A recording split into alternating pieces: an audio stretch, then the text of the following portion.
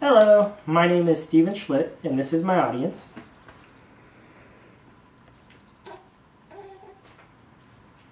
Today we're going to talk about the Loch Ness Monster. Now, how many of you have heard of the Loch Ness Monster? Woo! Everyone's heard of this tale.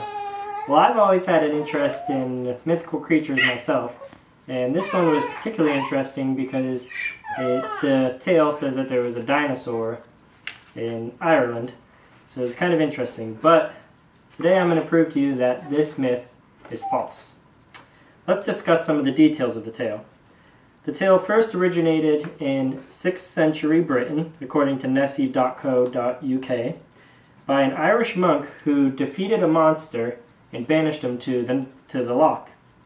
According to AuthenticIreland.com, the first sighting was actually made by Saint Columba in 565, when St. Columba saved a swimmer from a monster in the loch. People have been wasting centuries believing this tale.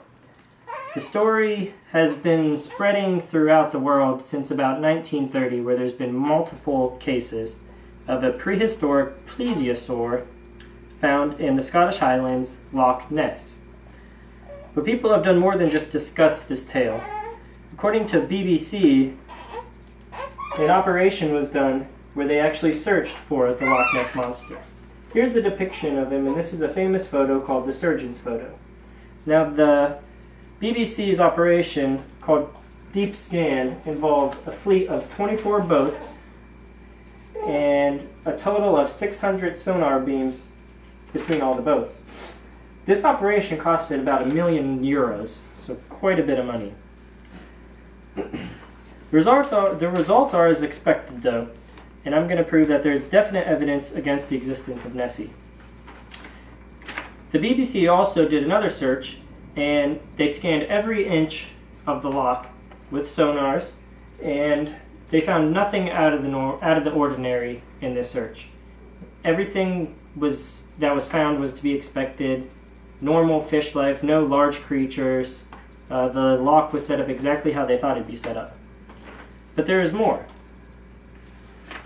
There was a hoax called the photograph hoax, in which Christian Sperling, who was the son of Duke Wetherall, Duke Wetherall was hired in the 60s to actually find Nessie, which is what people had nicknamed him, to find Nessie in the loch, and when he failed to do so, he bought this toy submarine and built a fake Nessie and sent the submarine out into the loch, and then took photographs.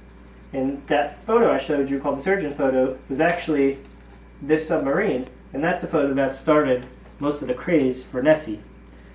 Christian Sperling, which was his stepson, confessed in 1993 that his father had done this, and out of revenge, because the people who hired Duke Wetherall to find Nessie had discredited him when he was unable to locate him.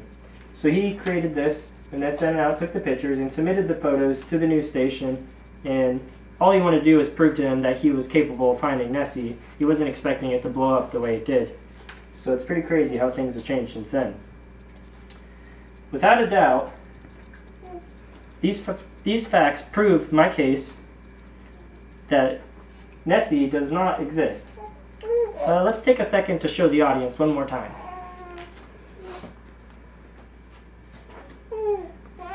Now, I believe with the evidence that I've shown you, the sonar scans, the confession from Christian Sperling, and many more cases, that people should stop wasting their time searching for Nessie. You've seen all the resources and money that was spent to look for him when they could have been used for better things. In conclusion, I hope with the evidence I've presented that I've persuaded you to stop believing this silly myth. It would be better to just stop wasting your time, money, and resources on this myth. Just say no to Nessie. You've been a great audience, and thanks for listening. And I'm going to show the audience one more time.